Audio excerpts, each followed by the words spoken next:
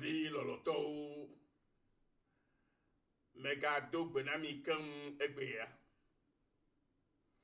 ela be me kwese be mi ha mi fole mi ape no fo kem le la meseme la messe ye no na mesi e otona nu katan eyata mega bien la messe na mi katan kunwa e mo ajilekia to sia be pade de yawo to sia nyanyu sia o ira mi kede de SSTA ela be mi apo do manyi nu leme enyole menami ele menami okata ela be to da si o nyanami choma ogbo be mi ade fe be panami ne kokona nye mi okata to abe anyigba le kaji no lo ine abe edure kame no lo ine abe egberi kado lo ine abe maufe amememo le kakomye kata minyela ine eyata novi egbela miakpu omi gaja yide maufe nyame eye me kaliji now be le nyayo se semela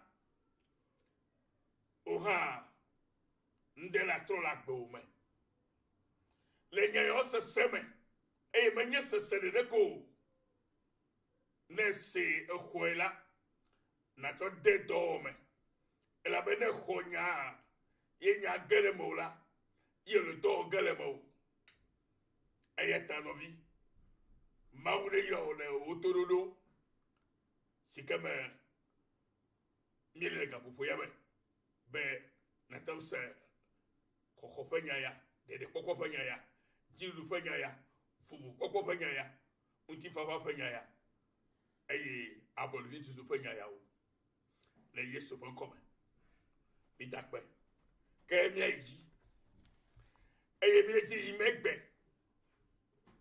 ayi egbesi kemiko to ma fe egbedede nula ele gbogbo la mi bena mi wonuka ma o le gbogbo la mi bena no vinyo mi gajira mi ape amenyenye ple efe domenyinu o de enu no madi nu onti o mi mega jira mi ape amenyenye ple efe domenyinu o de enu dudu zire kakon o mega jira wo amenyenye ple efe domenyinu o de hike yame venu si onu abayila o ma ofenya yele enya si ogola mi le etanya ya ome alléluia egbe fe keke siao alo eyi sio mami le yala nyokata minyabe amegelo odina be ole yoyo be Kristo to ela be enkomala asikokore le en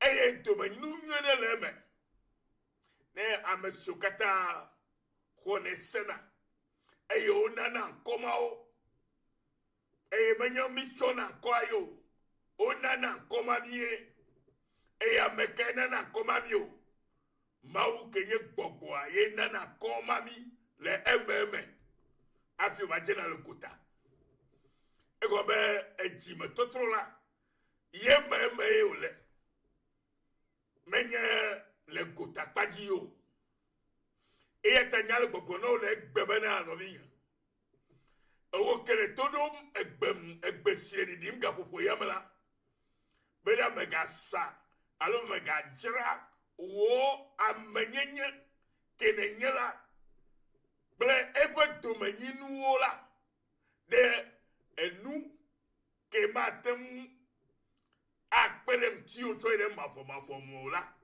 mega jira wo amenyenye ble efe domenyinu de nous mota o. Elle avait ekbela amegedeo on le open nyenya kenye mofa nyenya le ome open nonome kenye mofa nonome kenu e womido la amegedeo la obui. Elle avait de enudo taku de enududuta de audodota de egakokota de enububululiota ke ma tom de vinao la gbe katame hena gbon kokoko ha o eyeta e egbela apotolo lufu na nyeklu. Hallelujah. Amen.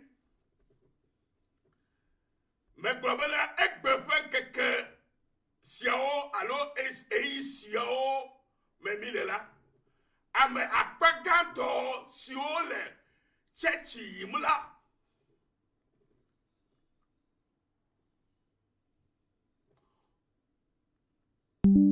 eye oyodo como nye Kristo tola onye amesio metrolo pejima o mane gbogblombena ame gedeo alo gbe le poreme egbenye kosiragbe eye ame akpedeno yire chechi o megbe oyide chechi ho megbe oyide gbedora fo gbe oyide fufo fo mo gbe ove dorina ma wo gbe eye amamo ketela mi yo klube Kristo toonye bia bienyo ba Kristo jesi amemo tohenenema mi agbobe bia jesi gare la fima keye maude kako enya aleka oledo era seseba mi amegbeto mi anye kito voa mau ke nyetela echo tua echo fenya tua ibe dolo jile kebe mi atemu agbolo na mi be mau be ame fome vi gbogbo sio la lo apagato sio checho yegbela yo no ko nye Kristo tola o me tolo pe jima o o me tolo pe jima o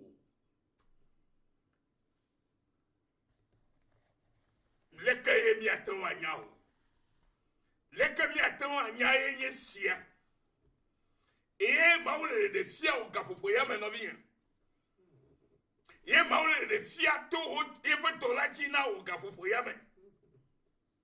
Hallelujah. La me gogo ba egbe nkeke sion me la alors elei sio me mile la ame akpa ganto sio le chechi home avec Kristo to enela ogbenu le Kristo go ogbenu le Kristo go ela bo me troji me o agbenu le Kristo go ego menye bena ele do ko yo benye Kristo to vola me tro le jima o ela be ejima to tro e wona me be otona zina Kristo to agbenu le wa menye kenye amenye nouveau va menye ho agbo alebe Kristo fa to si owo le aticho ganti eyo kwefo buda anyi de nyekotala be ne hoji sala musekele Kristo fa to ko la aticho ganti ple musekele huamala yela dabe musere la gana mo eye wa ho voni nyenye alors nouveau pas automatique alors nouveau pas et que si quel me patiela a ho katarila eye ko emeola vo fu ela be musere kele mau alors yesu fo fu amala e wo dore la boma gama mala yesu to la nan ko obe yi to enenya eye na ko be yi to enenya la Ye comme bena ena muso bena trosi maufeji. Et ta biba bena mi bena amesio kata huesela yo de chitana ola. Ona muso bena one trosi maufeji o. Amesio megale agbenoge abe nouveau la okene o. Amesio megale ha ke menye ha ke ola do wa devi ola ke wa devi na o lem ti la fakpaji la de kola a moment la ko troisième la o me gbale agbemano keke o no vinyo nous kata ela bena ame fo me visike apeto mawu hallelujah on se katoto dibe wa nye na ila o me lo nye ne o ke wanto dina sobo wanye amesike yo dibe yo anye na maula ne na jemanu la iye o dibe wanye ne de mia ofe lekemi dina ba mia wo mia do ko ajemanu ye je enu wa awo ke bo leke mawu ya dibe ya wo mi ne mia jenu la e ya e wo ye je etonu e tamanya we kura wo to foluvo tawo Christo Yesu ekura wo nouveau Christo Yesu ekura wo evodada ota bena ya wo ameyeye ne na trosi yeto yo ayo be Christo to amen enyamele kokome be kari be kokom amen ena bena esia comme ko nyebe amesio megale maus runda le amegalo gbela ngale maus runda le nukamo ngale maus runda le Yesu Kristo ta ke bo le maus runda le ofe evide didi tako o megale maus runda le Kristo ta vo le maus runda le ofe eduka hika manudi jiomti e yatana yobo yi chachi de o mela eye ole gbogbo no bena mawu ayirawo wa poga wa yimunji eye wa twafe wa deso wa divi ple ekemola bibi amodo fima eye afisiolo dudula yipumle obobe mofo gbogbo ele do le mafima wo awo fike mofo gbogbo wona dole nye afisike ye jime trolo ole Amesio gbogbo gadi vapatoala afimala gammo gbogbo wa dolema eye mo wone sigbe esio mi le popo me gbele o e wone calmement e wone dodolu amen la be mawia jesimia o ken musema e ojo de miame be mi o ha mi ato jesi enu novio lo to me dibe na sende comme egbe ya hallelujah praise the Lord me dibe na sende comme to egbe ya ye nyebele ko bena na somau o mo se fera na so de Kristo ta la be Kristo kuleta ne le mausubom le Kristo ta alo e pode de le Kristo podo ke wotala atosro maude atosro mauda le Kristo ta boy bela a monsieur chachi homo boy la bo mo trolo o fajimola o le mausumda le o fe vide popo de kota o le mausumda le o fe vide popo de kota voyata gbogbo kokele na be na nyaba ne be asoma o de la ejima la trogba gbegba ya to soma o da le Kristo ta e go menye be anya to ke Kristo wona o enyemenya to ke Kristo wona e ya tamaton soma o da le Kristo ta e go menya doa ye me tronjime e ye me trosi Kristo to e le Kristo fe nkoye ke na be menye tota hallelujah praise the Lord. Benemi le nous azon le hebri to fa gbaleta weve pour y tu es de oui à drame. Mais dis bon, ton a cho akbalé, qui est Bible. Na le hebri ton va akbalé. Et ta oui fait. Pour qu'il oui qui est de oui à drame. Ne na sende comme la fima. Pour ma de comme non. Mais na temnya nous si que tout. Te pour ma glo. Chokou de. Amegbeto si o le mausumda le ope vide de taku. Et me le Christ tao. Et là ben ameseme ke sur mauda le Christ tala yo be de pola amamo e pa blodima amamo ko fufuima amamo e maula irema amamo e ti amamo pe agbo ma odogboro e wa fama no pepe venema. Ben ya amesio yi de chechi ko amamo tojimo yo soko ale gbegbe vo o le mausrum da le ope vide de takola ola. Ya ma fado ola no blem de nema ko no mia blema atoko mia pe nu yona mo le mia sikam e mo kokko me le mia sio. Hallelujah. Christ tova vala do la jesi nu ka do la jesi e do la je agbagba de sia de be. Hallelujah. Mia no anyi ple ame kata le untifa fame. Christ toke troji manyate pe ya. Ye pa gbagba jeje bena. Ne jabagba le gbegbe bena. Ne no tifa fame ple ame kata. Vo egbela ne do gere chachi kodomala e nyade de daily. Ame chichi de daily. Umbia bia de daily. Enu siola menye Christopher hayo. Opupu meima. E rabobo kebe ma opupu ma le oima. No vinyo. Ma opupu be di mlekia. Ile jim. Eji ya Christo tova va dola no kokwe. Christo tova va ke troji mala am kokoyo trozu. La Bible a na minyore de hebri tova gbale ya man. Bena kokonyenye manomela. Amane ke matem akpo apeto ma uwo. Ne kokonyenye fagbe me pono fe la gomola matem akpo ma uwo. Ebe maula kokwito fe kokweto onye. Jojo nyenye fe ma uwo onye. E ne be troji mala attribu mo kata ola pono fe la gomo. La be un nouveau fatia kudo ke ohojo. Le Christophe vous que konita.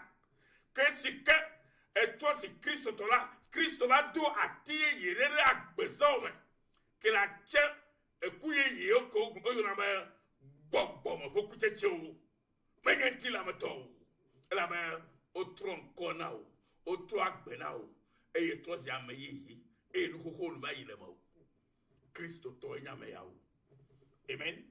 Talovie elle vivie ba mi anaba agbokoko edi alisia be enye Kristo. Ela be ne kokoye ma mola, kokoye ma no mola, America me ma okpogo, akpo ma okunkumo. Ma ma no kliwo. Hallelujah. Praise the Lord. Ma no kliwo. Amen. E comme ça ma. Kristo to baba do la kpo egbo. Vetie be na Kristo to baba. America ye Kristo to baba. Do la kpo egbobe apeto mau pe amonvela mechi amade kemtio si ko bele yebe tro le timala gbogbo kokla no fono bana na yi na glo nya tefe nya nyi sikele o hamala na mawu ha ne na toji bana amonvela mo ga chi amtio numata emio ya mi la pa do gbesi agbero menye pastor repeto yo o ha ke troji me Hokosasio, yes, enya vide que le mala, lo que le, e gao vinti, le lo mafolo lo que gane motala, come on, o chala choma ofanya ayine no view. For egberi, mit amotolo oma au, ola yo wa yide church como kolo oto do que timole. Odo que to do que timole. Evo. Lo vi yo. Me ja David, la be, me le nya gbo hallelujah. Praise the Lord. But America Amelvon bachi Américain. Alléluia. Et Christ te va voilà. De la peau bon niebe. Alléluia. Mais si agbe peut agbe noa. Et y agbe no ki nye agbe no nuit. Et ta me kobela le reclame la be nous sommes que ma obro la mo ngone dali. Et ben il m'a ngone bo et ma toma agbe là. Alléluia. Et Christ te va de la peau niebe be vode kematu ekede mia dome esi ava azu adivodi anofu demna amegede o aha podi o mi do la pobo attaque chrétien attaque Christo ben ni Christo va valer do la pobo ni bena egbe vode kemga miare mia dome tor kemo le miao to do la kado to nyere nai gbogbo aneno fun photo mi amane mi anone o mi ga de mo be egbe vode krema miare mi afa dondomo o eno atozi nuka na atozi vodi ke la nye avon fude na amula mega non ne mao odula na nyu do mi yo Christ to va fa do la ponye be ame adeke mazu ayawola alo anye mau mavola abe eso amesicho efe nkogbe vinyenya ple enu do manyinuo jirade enududu si de katako Bibla gbogbo la mi le fia be le hibito fa gbale me yemi ato se fia be maji emi ya pa felia le gbogbo la mi ba no vinyo be mi mega no agba be eso ne eso kele nududu se kata echefe enkogbe vinyenye plepe evide nu kata to jira ego mana hihe monu tala yepa exo pa manyanya epa manyenye jira nka agbana ejirepa amanyenya agbana ni ya va de funemto to be mo bo do e onya akia ma o ebe mi anya be amegbetola nya menyenye kelemola enya sikodu de mega twe dayemu la be mo bo nyenye le mo bo no mele mo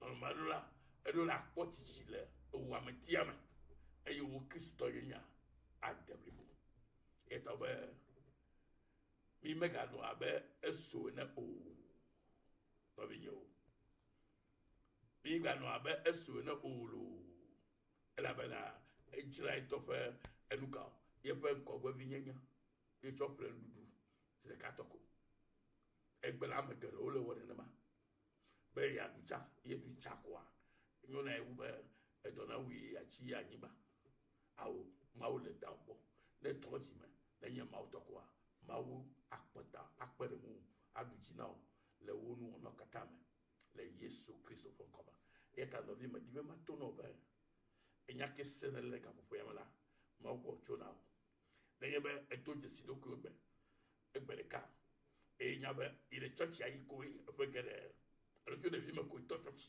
ji eye mo toji mo la egbe yen keke la o be na to lo ojime na cho na agbeke mo cho na la to cho ne be mawu agbe nya me to nye yo to wi eyata ba du fiareji ne ni maka twe ajira de enu ke ma duta alo ajira de enu de tako no vinya